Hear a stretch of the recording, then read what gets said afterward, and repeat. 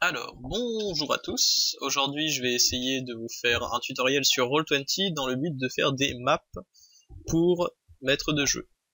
Des maps très simples, hein. L'objectif, ça va être que vous soyez suffisamment autonome pour ensuite savoir le faire par vous-même. Donc, vous voyez déjà, pour commencer, là, vous êtes en tant qu'MJ, imaginez que vous avez une map vide.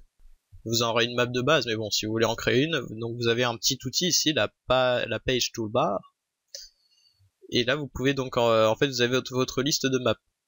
Ici, vous avez un marque-page player qui sera de base sur votre page initiale, que vous pourrez déplacer sur les maps que vous créez. Et donc du coup, create new page, ça permet de créer une map. Donc là, j'ai cliqué dessus, ça la met tout à droite. Donc je vais la ramener parce qu'on peut du coup ramener les cartes. Ça va être une sorte de création de map générale aujourd'hui. Je vais essayer de vous montrer les mécaniques du jeu que je peux faire. Donc là, vous voyez, je suis sur la map que j'appelle Arène Castagne. Et celle-ci, on peut la renommer, donc en cliquant sur le titre V2 par exemple. Si je veux que mes joueurs aillent dessus, du coup je prends le marque-page, je le glisse et je lâche. Pour changer de map, vous cliquez sur la nouvelle map. Là, on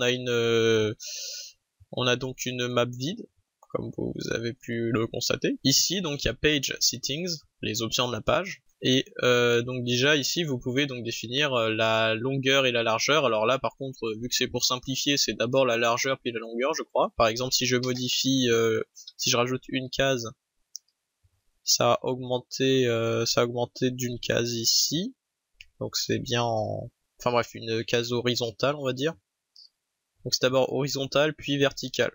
Là si je fais 30, ça fait une map à rallonge. Ensuite, qu'est-ce qu'on a d'autre dans les options de page? Parce que je pense, à la limite, vous pouvez agrandir vos maps plus tard si vous avez besoin. Parce que du coup, parfois, on se dit, ah bah finalement c'est plus petit ou alors c'est plus grand. Mais bon, c'est toujours bien d'avoir au moins une petite surface pour griffonner dessus, pour avoir nos premières idées. Et 25-25, c'est très bien. C'est exactement ce qu'il nous propose. Ici, vous avez donc des scrolls. Donc vous pouvez customiser et créer votre propre unité de mesure, c'est ce que j'ai fait personnellement, mais voilà, vous avez des mètres, etc. Moi j'ai dit que c'était une case, enfin la longueur d'une case était égale à 1 mètre. Le background, alors vous voyez que derrière c'est gris, mais je peux le modifier. Là mon arène, on va dire qu'il y a un peu de sable, alors du coup ça va être orange. Voilà, ça ressemble un peu beaucoup trop à celle d'avant, mais bon. Ensuite, là vous pouvez afficher ou non la grille, si vous voulez. Si je fais ça, normalement il n'y a plus de grille. La grille c'est plutôt utile en combat, donc vous pouvez en tant que maître de jeu l'activer lorsque vous le souhaitez, mais ça peut aussi servir pour placer ces éléments, du coup on va la laisser. Donc ensuite ici vous pouvez gérer la taille. Là vous voyez on a des gros carrés, mais bon nous on va rester sur le 1 ici. Ensuite, là ici vous avez des types de cases, donc vous avez les cases en hexagone et les cases en carré. Là pour l'instant on a des cases en carré, mais on peut faire des cases en hexagone, vous voyez en arrière-plan que ça modifie. Mais nous du coup comme je dis on va rester sur des cases en carré pour l'instant. Là vous avez différents types de mesures. Ici vous pouvez donc définir la couleur des cases, donc par exemple je les mets en violet. Et voilà, vous avez les cases qui sont affichées en violet. Il y a aussi l'opacity que vous pouvez l'opacité donc que vous pouvez gérer. Si je fais ça, ça va un petit peu baisser. Et le fog of war c'est le brouillard de guerre, c'est-à-dire que les joueurs, parce que vous êtes MJ, vous voyez tout plus ou moins, mais bref on y reviendra plus tard, mais du coup vous pouvez activer le brouillard de guerre initialement, donc les joueurs verront tout noir et ce sera à vous de découvrir la zone pour voir ce qu'ils peuvent voir. Et alors ça du coup c'est pour jouer des musiques quand on arrive sur la map. Mais pour l'instant c'est pas... Ici on est là pour créer des maps. Simplement ici vous avez 3 catégories on va dire de map. Donc du coup on a la map et le background. Donc ça c'est on va dire vraiment l'arrière-plan. Ensuite on a les objets et tokens, ça va être donc les pions des joueurs. Il vaut mieux en fait que ce soit sur des plans différents de façon à pas modifier tout simplement. Enfin voilà, imaginez que vous voulez sélectionner plusieurs pions et vous avez mis en même temps les meubles comme des pions, bah du coup vous risquez de tout bouger si vous sélectionnez. Genre là par exemple, je vais vous montrer les assets tant que j'y suis. Donc voilà, ça permet de faire des pions. Donc vous voyez là j'ai mes personnages, là ils sont en mode décor, mais je peux aussi les mettre sur le plan donc pions. Là donc eux c'est des décors, du coup je peux pas les sélectionner. Bon j'aurais dû prendre des meubles, c'était peut-être plus parlant. Et voilà, vous voyez que c'est plus adapté, là les personnages se mettent à la taille d'une case, c'est pas du tout des décors et eux par contre je peux les déplacer. Et donc pareil, si je repasse en map, eux je peux les déplacer, mais pas mon pion. Et donc du coup, bah si je veux sélectionner mon personnage, vous voyez, je prends pas le risque de sélectionner des éléments de décor et paf, je le déplace. Donc si on peut dire que les tokens c'est les premiers plans, donc les pions, objets et pions c'est le premier plan, la map c'est l'arrière-plan, et il y a encore un autre plan que j'appellerais l'arrière-arrière-plan, qui est le Game Master Overlay. Donc en fait c'est tout simplement la zone que seul le MJ voit, un peu comme une sorte de brouillard de guerre, une sorte d'autre dimension où vous pouvez donc planquer des objets décors ou alors des pions, c'est plutôt pour des pions généralement. Et tant que j'y suis, donc je vais vous expliquer exactement, ah bah mince, je me suis trompé, comment on fait pour... je vais sélectionner ces deux personnages par exemple, ah bah mince, finalement c'est du décor, ou alors plutôt l'inverse. Alors c'est des éléments de décor, en fait ce sont des personnages. Et donc du coup vous avez ici le layer, je sais plus en français comment, enfin en gros c'est le plan quoi, le plan sur lequel vous allez mettre, et donc du coup vous pouvez la passer en GM layer. Ah bah finalement ce sont des guerriers embusqués géants, mais en fait non, ils sont pas géants, donc du coup vous voyez là je peux réduire un petit peu leur taille. Ah bah mince, ils se placent pas sur les cases comme je le veux, mais par contre je peux rester appuyé sur Alt, la touche Alt, et là par contre du coup je peux ils se règlent pas forcément sur les cases, vous voyez. Donc la touche Alt c'est un raccourci clavier pour être plus libre dans sa gestion de personnage, enfin dans l'orientation des objets et leur position. Et si je le bouge, il a que 8 directions possibles, donc le haut et la diagonale, enfin entre tout ce qui est diagonale et tout droit quoi. Alors comme je vous dis avec Alt, bah là je peux le mettre un peu comme je veux. Bref. Donc pour repasser ensuite toujours en token layer, donc ensuite qu'est-ce que je peux dire pour la gestion des personnages. Ici vous avez des barres que vous pouvez changer. Ce personnage peut lui donner un nom, Robert. Show name template, ça va du coup voir pour le MJ, normalement on voit son nom, c'est ça. Mais pour que les joueurs le voient, il faut aussi cocher cette case qui de base ne l'est pas, mais moi je le mets jamais par défaut. Bref, si je clique ici, si, normalement les joueurs la verront.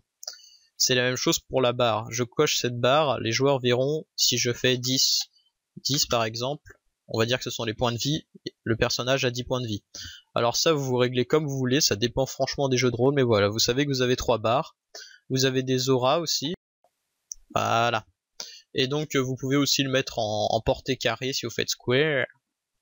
Mais bon voilà, c'est à vous de décider. Ça c'est vraiment, c'est vous qui l'éditez. Moi ce que je fais généralement, si mes personnages ont des caractéristiques, je les note, par exemple, je dis lui il fait 3 dégâts. Comme ça je sais que lui il fait 3 dégâts quand il réussit à taper. Une dernière chose que je voulais vous dire par rapport au personnage, c'est que ici vous avez donc des GM notes, les notes du MJ, où là vous pouvez noter si vous voulez, il a son sort de destruction, de destruction, de destitution, enfin bref, et il inflige 3 dommages. Vous pouvez les marquer ici si vous avez besoin de 3 barres de vie, enfin 3 barres par exemple la vie, la mana et je sais pas moi, le self-control, allons-y. Enfin bref, vous voyez, donc vous avez vos 3 barres, donc vous pouvez noter des informations ici supplémentaires si vous voulez. N'oubliez pas que vous pouvez CTRL-C, CTRL-V, donc copier-coller vos personnages. Et donc voilà, il y a la même chose ici. Donc moi ce que je fais quand j'ai des petits mobs, par exemple, des petits personnages qui vont se répéter plusieurs fois, j'en crée un seul et puis ensuite je copie partout plutôt que de les faire un par un.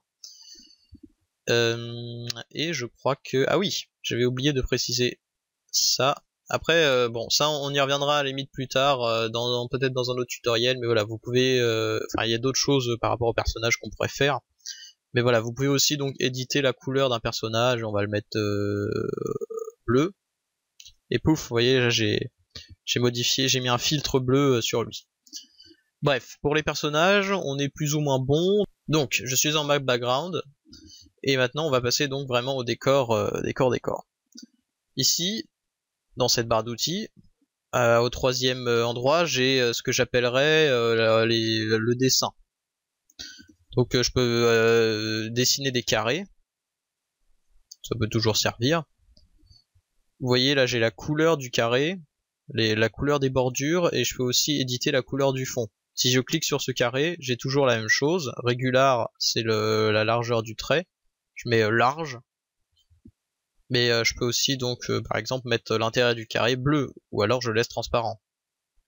Ou alors je veux un carré de cette couleur là, et j'enlève les bordures, donc les bordures je les mets transparentes. Pouf, il n'y a plus de bordure.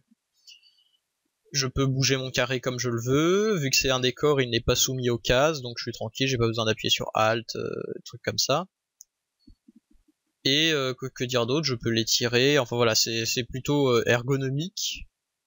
Donc nous on va le placer, c'est à peu près tout pour l'histoire des carrés. De la même manière je peux faire du draw, mais bon voilà, de la même façon donc je peux décider de faire des contours, enfin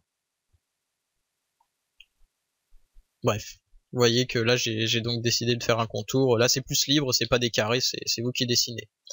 Donc je vais avec mon beau dessin, je vais faire une une entrée. C'est très joli, n'est-ce pas? Et du coup, sinon vous avez donc différentes choses, hein, les polygon lines. Bon, par contre, ça va être un peu saoulant si on les voit pas à l'écran. Je vais recharger ma page. Donc voilà, a priori maintenant j'ai mes contours. Après avoir actualisé la page, on est bon. Qu'est-ce que je voulais d'autre? Il y a donc les textes, tout simplement. Où là vous pouvez donc éditer la police, la taille du texte. Bon, il n'y a pas beaucoup de police, mais bon, ça suffira. Le texte, donc c'est ici, on voit pas très bien.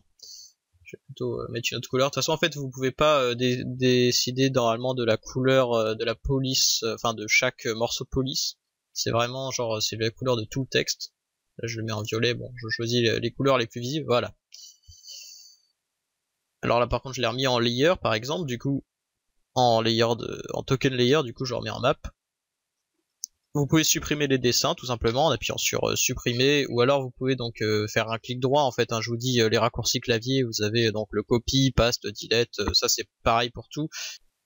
Vous avez également le clear drawing, donc si je fais ça normalement ça détruit tout ce que j'ai dessiné, et là je suis triste. Mais heureusement je peux faire un CTRL Z qui remet partiellement les choses. Mais oui, il y avait un truc aussi que je vous avais pas dit. Vous voyez là par exemple j'ai mon trou noir là qui est pas comme je le voudrais, il est couvert. Du coup je peux faire donc to front ou to back. Du coup là je le mets en premier plan dans le plan. Enfin bref, vous voyez du coup la gestion, je refais un to front ici, il repasse devant, to back, voilà. Je vous laisse gérer par rapport à ça. On va pouvoir passer aux assets. Donc je vous avais dit qu'il y avait des personnages, vous pouvez donc faire des recherches, vous avez des free assets, etc. Mais de manière générale, donc vous pouvez chercher. Moi je cherche des tables. Et pouf, je tombe sur cette table. C'est exactement celle que je voulais pour faire mon arène. Alors du coup, donc pareil, je peux toujours éditer mon token. C'est des tokens aussi, hein, mais du coup là je les mets en décor. Et puis du coup là vous voyez là, j'ai mes deux hommes préhistoriques qui sont là, bah, j'ai mis la table en dessous, ça fait comme s'ils étaient assis à des chaises. Si imaginez. Et donc voilà, donc avec ces tokens vous pouvez en mettre autant que vous voulez, toujours les copier-coller, et donc voilà, imaginez toutes les possibilités qu'on peut faire. Quand vous faites des recherches, donc il y a les free assets qui sont ici proposés par Roll20 de base, c'est les tokens gratuits. Et vous avez en plus donc from the web, donc rechercher les tokens sur Google, et là bah vous avez des trucs encore supplémentaires. Mais il est aussi possible avec Roll20 d'acheter des assets. La règle, bon bah voilà, c'est pour évaluer les distances, je vais pas revenir trop dessus. Et il va rester l'œil. Alors ça c'est donc la gestion du brouillard de guerre. Au début de base, si je fais ça, il va me proposer est-ce que vous voulez tout mettre en brouillard de guerre ou alors non. Donc si je mets oui, il y a toute la map en noir, là je vais dire non. Là du coup il m'y oblige, très bien. Bon bah de base il y a tout le brouillard en noir. Et ensuite c'est à vous de décider, moi je vais dire que mes joueurs spawn ici, là, ils vont spawn au niveau du mur. Donc je vais dévoiler cette zone. Ça tombe bien parce que Robert, il arrive là. Et donc je lui dis bah Robert, qu'est-ce que tu vois? Et il me dit bah moi je vais regarder à ce niveau-là. Et du coup je lui dis bah tu vois une table et puis il y a marqué aussi dans le sol c'est par ici. Voilà, il a découvert la zone. Bref, vous voyez, vous pouvez donc gérer ça au fur et à mesure que vos joueurs avancent dans le donjon par exemple. Et si par exemple on va dire que il est passé Robert est passé par là, il existe l'éclairage dynamique aussi si vous vous abonnez en mode premium à Roll20, mais là du coup c'est pas, je ne l'ai pas ici pour vous le présenter. Mais voilà, on peut le faire aussi statiquement en disant que il s'est déplacé, donc il n'a plus la vision sur là où il était avant. Et donc je peux aussi le reset et pouf, on voit toute la. C'est le contraire. Et ça recache toute la map, autant pour moi. Voilà, donc je pense que c'est à peu près tout. Pour la partie pratique, je vais peut-être faire aussi donc une vidéo, même si c'est pas la plus jolie des maps, voilà, essayer de la faire en accéléré, où vous pourrez voir comment je me débrouille. Sur ce, je vous remercie de m'avoir suivi. Si vous avez des questions, n'hésitez pas à demander dans les commentaires, je suis là pour ça. Mettez un j'aime aussi, ça me ferait plaisir, et puis sur ce, je vous dis à plus. Et puis un abonnement aussi. Non, pas forcément, à vous de voir.